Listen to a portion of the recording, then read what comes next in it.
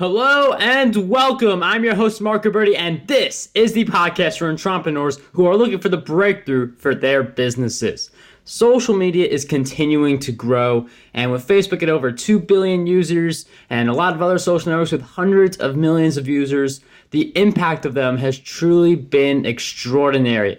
And businesses have used these social networks to communicate with their audiences, but the tools that we use determine how effectively we communicate with our audiences and the features that we have available to us to spread our message. And this episode is going to focus on using the right tools to grow on social media and communicate with your audience. Today's guest is passionate about teaching and turning the techno-babble of social media, marketing, and the internet into plain English. Known as the tools guy, today's guest often speaks at conferences around the world on the topic of social media and marketing tools. Today's guest for episode 145 of the Breakthrough Success Podcast is none other than Ian Gray. Ian, it is such a pleasure to have you on the show. Oh, it's great to be here. Thanks for asking me on, Mark. Ian, I'm really looking forward to this show and social media tools. I mean, there are just like so many of them. We got to pick the few that work best for us. And I know we're going to give listeners an idea of how to do that and throw some ideas in there throughout this episode. But before we do that, I'd love to get some backstory. So what first attracted you to using social media from a business context? Oh, wow. Well, yeah, my background, I have a bit of a kind of funny story in that I actually originally trained as a musician. I trained as a singer and sang professionally. I taught singing. But at the same time, I launched a business, a web agency with my dad to create and promote my fellow musicians. Then about 5, 6, 7 years later, I created my first blog. I've been wanting to blog for ages, and I dabbled a little bit with it, and I started to explore how to use social media for my business. I came across loads of tools like HootSuite and TweetDeck and things like that, and so I started to write about my struggles with it and also my successes with these tools. And the blog just bizarrely, in my mind, took off, and people really liked the blog. And there was one post in particular which looked at HootSuite that started to get tens of thousands of visitors every month, and that completely changed everything for me. So I focused on my blog. I created a community on social media. I got into live video, and one of my recent articles has had over 4 million page views in the last couple of years. So you could say that social media and content marketing have changed my life and enabled me to speak at conferences around the world and be able to communicate to a wider audience. And that is the power of social media everyone wants to harness. I mean, that ability to spread your content, reach that massive audience, and in your case, go as far as reaching over 4 million people getting over 4 million page views just from one piece of content, which is truly extraordinary. And HootSuite is definitely a social media tool that is very valuable for a lot of people. It's a tool that had a really big impact on my brand. And I know that each social network has its different set of tools, but I'm wondering if you could share with us a few tools that you'd recommend that seem to be good regardless of what social network you seem to be on. Yeah, so I mean, HootSuite's an example of what's called a social media management tool. It's kind of, to borrow a bit of a Lord of the Rings phrase, it's a tool that likes to rule them all. It tries to do everything. And so I think it's good to have a tool like that in your toolbox that basically tries to do as many things as possible. So there is HootSuite. Personally, I use a tool called Agorapulse, which is a similar kind of tool and enables me to get through all my mentions on Twitter and on Facebook, on Instagram, all from one inbox, and gets me down to that lovely feeling of inbox zero. So that's what I use for engagement, and I also use that for publishing. But you could look at the likes of HootSuite or Sprout Social, depending on what your budget is. For people who are really focusing on the publishing side of things, then I've got to give a mention to Buffer. I mean, Buffer is a very famous tool in the social media tool space. And it's a way of just getting content, scheduling that content out quickly to your audience on Twitter, Facebook, and other platforms. So I would definitely look at those. There's loads of other tools you can look at. There's other ones that help with scheduling, such as it's a tool called Edgar and SmarterQueue. And the way they work is that you add the content into your content library, and then it cycles through that content. So you may have, say, 30 evergreen posts that you want to post to Twitter, and it will post that, say, every day for the next 30 days. And then when it gets to the end, it will then go back to the beginning and cycle through those as well. That's actually one reason why I love Agorapulse, because Agorapulse, as well as helping me with the engagement and the publishing and the scheduling, it also has that recycling ability too. I could go on, but that's probably enough for now. Social media management tools, they do give you all those features for all the social networks. So like instead of going on like all these social networks one at a time, you could just go to a HootSuite or an Agorapulse or something that basically puts all of your social networks under one umbrella. But I'm wondering, even with the social media management tool, how do you make the commitment to just go on that tool instead of like going on like Facebook.com, Twitter.com? Like how do you develop that habit of just going into the social media management tool? Well, in many ways, it's a lot easier because you're only going to have to go to one place. So if your business is on Facebook, Twitter, LinkedIn, Google Plus, I don't know whether anyone still uses Google Plus or Pinterest or Instagram, then you could just go to one place and engage with your audience in that one place. So it means that you only have to spend 10 minutes, half an hour on a day per day or a couple of times a day, as opposed to then logging into all these different places regularly. So I think it makes things a lot easier if you allocate some time every day, might be the morning and the evening, and you've got to set aside 15 minutes or half an hour each time. It's going to be much easier for you to do that as opposed to logging into all the different networks. That being said, there are times when a social media management tool isn't going to cut it. So a lot of the tools don't work with very well with networks such as Pinterest or YouTube. Agorapulse kind of does work with YouTube to a point, but you're going to find that some of the networks, you're going to have to log into those networks as well, because it works better natively. So just to bear that in mind. But I find that regular logging in twice a day, every day, to get through all your social mentions and sort out all your scheduling for the week is the way to go. And with these tools there are so many different tools that just do social media management. I mean, HootSuite, Agorapulse, plenty of others available as well. But with new social networks, there tend to be new tools just for those social networks. And there are new tools that are based on some of the older ones. So how do you learn about new social media tools and stay on the loop when something comes out? So that it's tough. I've kind of made it because I'm a bit of a tool geek. I make it I do a lot of research. I'm also contacted by a lot of the tool companies who want to tell me about their new shiny tools. So I would follow people who know about this kind of stuff. Follow blogs that blog about these social media tools, and do your research. And so, as well as using a social media management tool, there are some specific tools for specific networks that you may want to use. So, if Pinterest is a really important network for you, then I would recommend using a tool such as Tailwind for that, which is really focused on Pinterest and Instagram, and it will enable you to get the most out of that. And they've got some really, really cool features in there, such as you can create your own tribes. So you can group up with other people in your industry, and you can share each other's content and expand your reach a lot.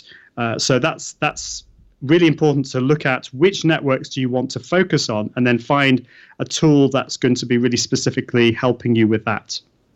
And as you incorporate more of these tools into your business, like the social media management tool, that helps you with productivity because you're putting all of these social networks into one platform. But there are some tools that they give you more features, they allow you to spread your message, they make something easier, but they do take up more time. So I feel like some people, they have a lot of social media tools, but they're not fully utilizing them. So how do you suggest managing all the tasks for maintaining social networks, like creating the content, scheduling, research, and things like that, and utilizing the top social media tools that you find?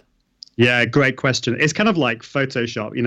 People who download and use Photoshop, probably most people only use 5% of it. And I think it's the same with these social media management tools and these other tools. There is a danger that you can get shiny new tool syndrome, and you end up subscribing to all these different tools, and then you just forget what they all do. I think the best way is to first of all think, well, what is it that you actually want to do here? Is the tool going to actually help you? Or are you suffering again from shiny new tool syndrome? So make sure you're only subscribing to the tools that you know are going to help you. And then make sure you invest that time at the start to learn how to use the tool. It might be frustrating. It might take you a couple of hours. It may even take you, on some of the more complicated tools, like a whole day to learn how to use it properly. But invest that time at the start, and it means that longer term, you're going to be spending far less time within the tool and using it.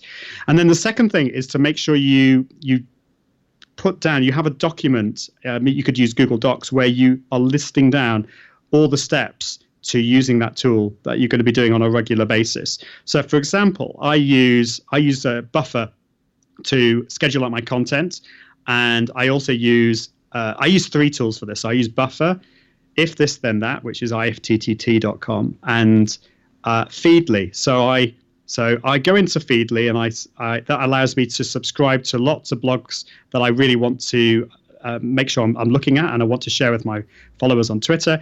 I go in there, and once I find an article that I want to share out, I just check the Save for Later button on that article.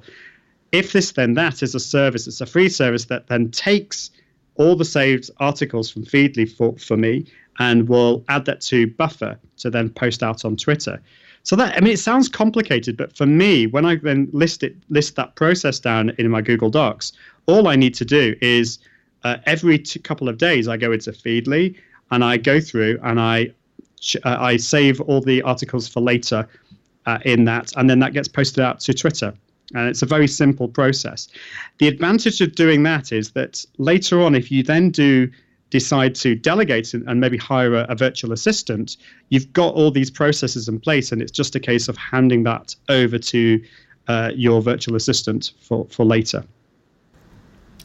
And for any business, hiring virtual assistants is a very big step in the right direction, because you only have such a limited time. I mean, no matter what social media tool you pick, no matter like what method you do, you're not going to get more hours in your day. You're just going to be able to better utilize what you have. So getting virtual assistants to help you out with various tasks within your business is really going to make a big difference in your growth. And I feel like having virtual assistants is one of the things that can help you to achieve your full potential and to accomplish the goals that you want to achieve. But with this in mind, Ian, I'm wondering if you could share with us some of the things that you believe hold most people back from reaching their full potential.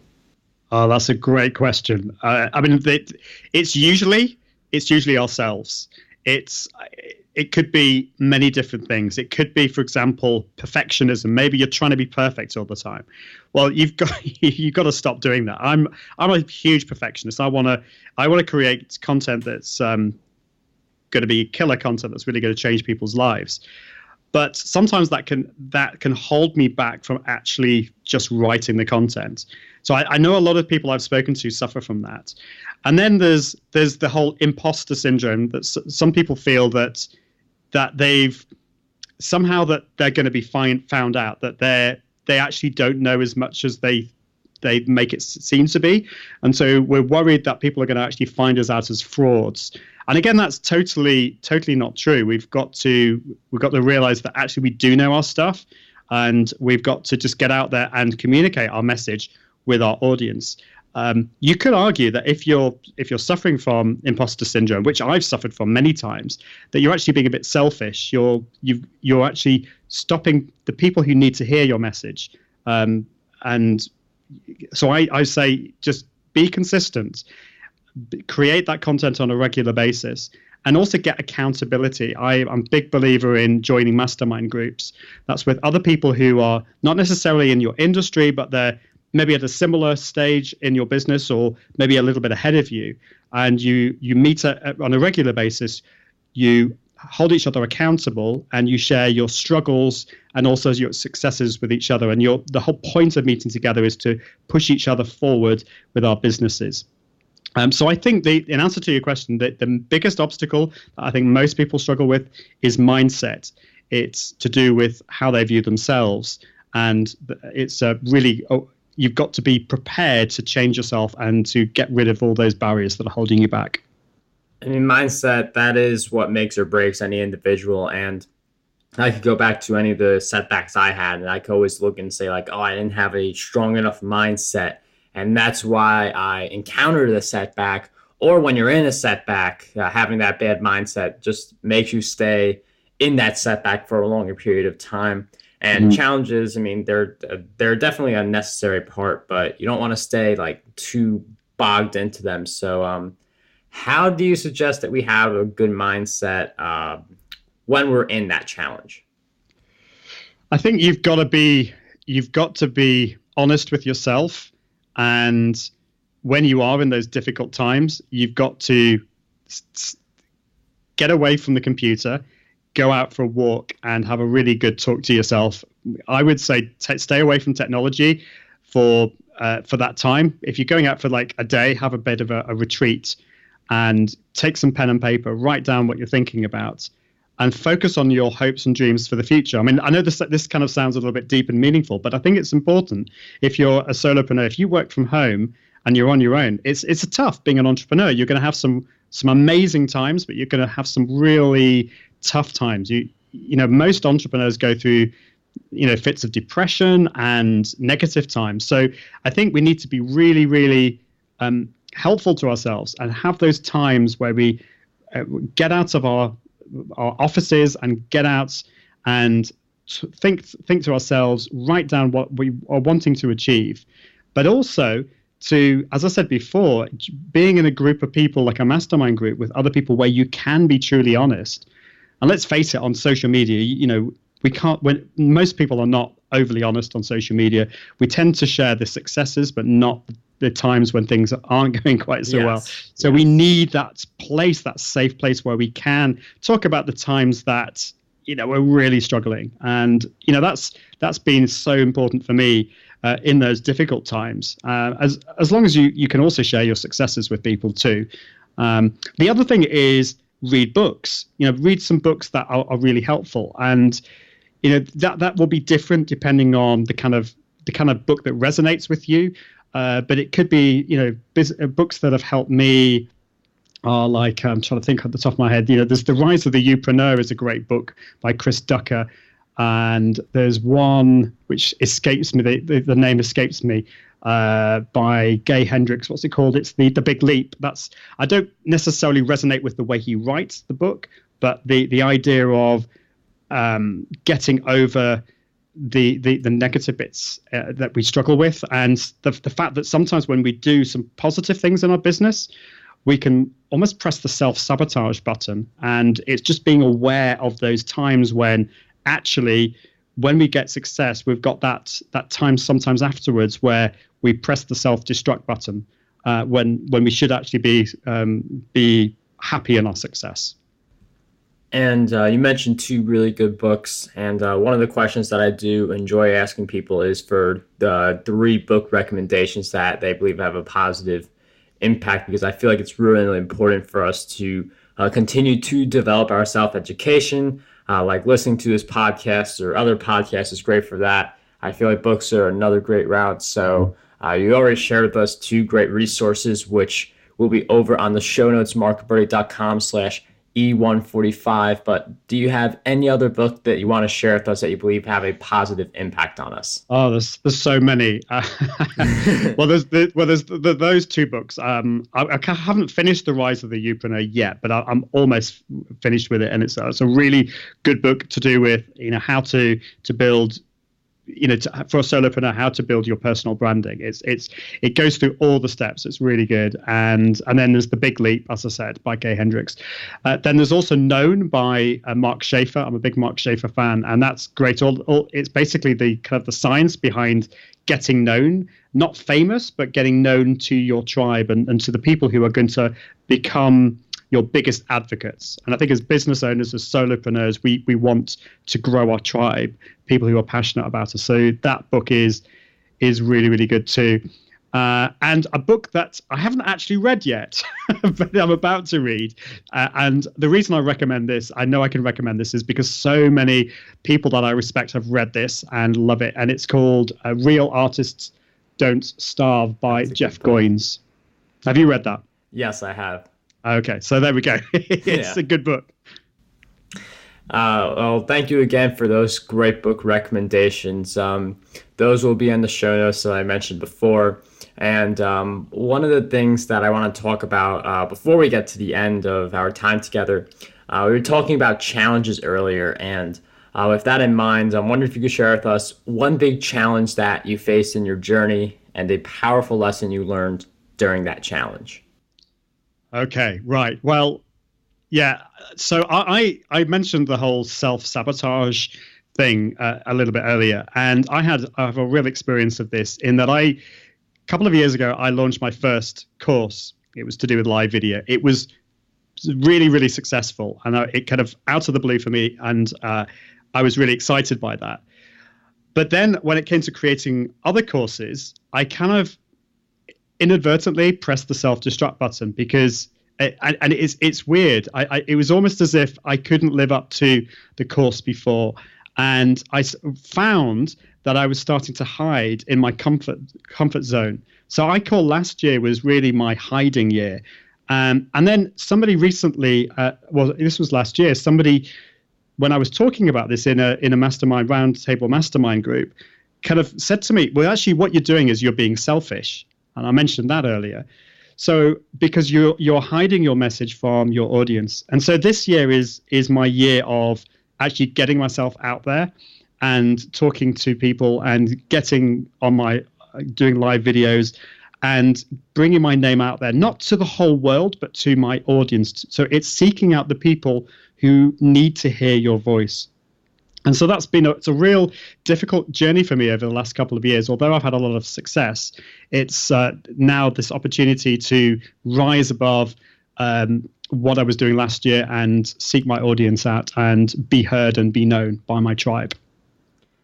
It's interesting how, I feel like people hear this and sometimes success, like you obviously go for it, but you don't want to get too comfortable in success because success, like some people, they become really successful and then they lose all that success, or just something happens where maybe they don't feel like they could live up to the same success a second time or something like that. So that's something to keep in mind, as some of us are on the path to becoming successful, or other of us are already successful and we're just trying to maintain that current spot. And the last question that I have for you is actually a role reversal. So I've asked you several questions throughout our time together, but Ian, what do you believe is one question that we need to be asking ourselves more often? Let's think. I think, what is our ultimate aim out of life? Actually, it's a big question. We can get so focused on the little things. We can be very detailed focused, and I think it's asking that question. Well, what then? If I ask somebody, so what do you want to do? Why are you doing your business? It might be, well, I want to create more money. And then the question, well, what are you going to do with that? And it's kind of, what is the ultimate aim out of what you're doing? And yeah, I want to grow a profitable business, but there is a reason behind that. I not only want to support my family, but I also want to, my deep aim, really, my what I want to do is I want to help and encourage other people, which might seem a bit funny, but that is ultimately that's just the way I'm built. I want to help people. I want to encourage people in their businesses. And without me growing my business, if I don't have a profitable business, then I cannot do that. So now that I know that, it makes everything else so much easier, and it puts everything else into perspective. So I think asking that big question, what are we doing this all for, is vital.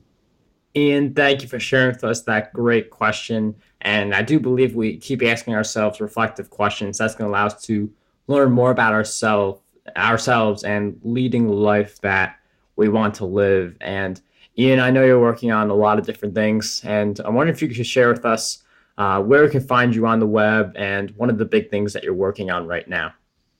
Yeah, so you can find me at iag.me. That's my website. And I'm across pretty much all the social networks. If you just search for my screen name, which is iagdotme, that's iag.me. And at the moment, I'm working on a new project called the Confident Live Marketing Academy. And this is to help people launch live video or webinars. And it's really, people have three problems when it comes to live video and webinars. It's either the confidence in front of the camera, it's the technology and the tools, or it's kind of not knowing what to share about. So this is a course and a community and a workshops that will help people with those three things, and to be able to just get their message out there on live video and webinars. And to find out more about that, you just go to iag.me/academy. Ian, thank you for sharing those great resources and all of your insights throughout this episode. It was a pleasure to have you on the Breakthrough Success podcast. Oh, it's been great to be here and to chat with you. Thanks so much for having me on. How does over 100 retweets per day sound to you? My free ebook, 27 Ways to Get More Retweets on Twitter, has you covered. I use the methods within this ebook to get over 10,000 retweets every single quarter. To learn more and get access to this free resource, visit markberty.com/